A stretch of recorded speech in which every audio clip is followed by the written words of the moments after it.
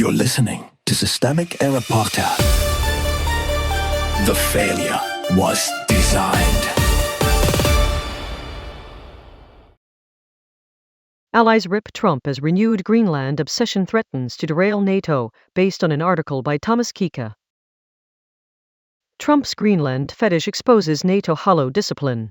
The story underneath the summit. Politico reports that NATO leaders arrived at the Ankara summit hoping for calm, then watched Donald Trump drag his Greenland obsession back into the room. He again said Greenland should be controlled by the United States, repeated his irritation with NATO over the issue, and prompted allies to respond by publicly restating that Greenland belongs to Denmark and the people of Greenland. That is the surface event. The political event is uglier.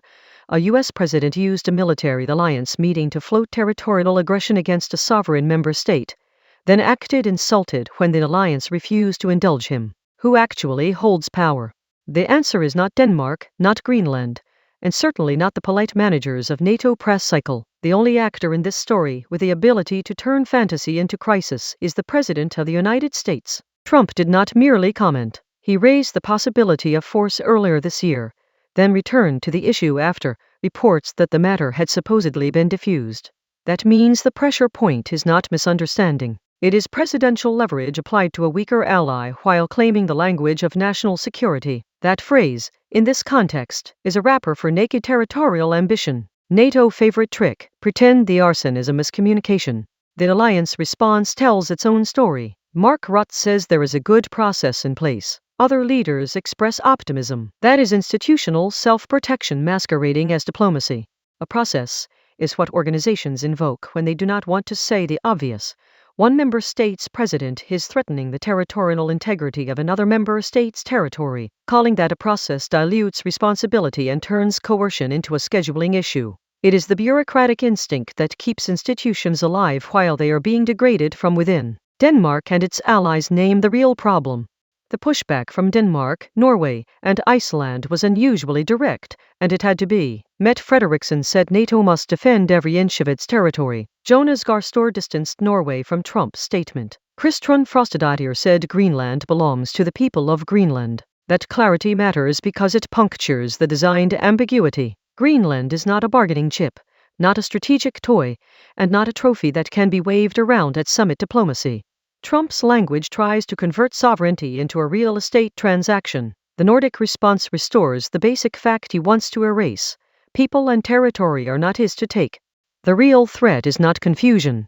The source framing is too generous when it treats the episode as summit friction or a souring mood. This was not a vibes problem. It was a demonstration of how far a U.S. president can push an alliance before the other members are forced to say the quiet part out loud. The article's strongest fact is also its most damning one.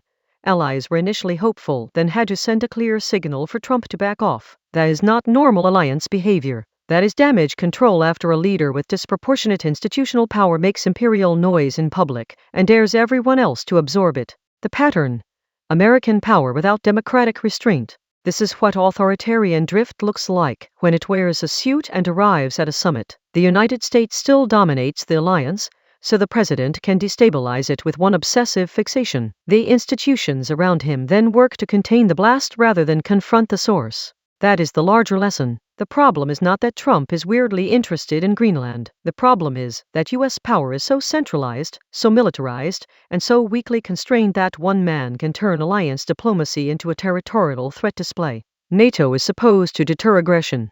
Instead, it keeps discovering that the most destabilizing actor in the room is its own senior partner. You've been listening to Systemic Error. Thanks to AlterNet for today's article. With the automated voice of Lesak, thanks for listening.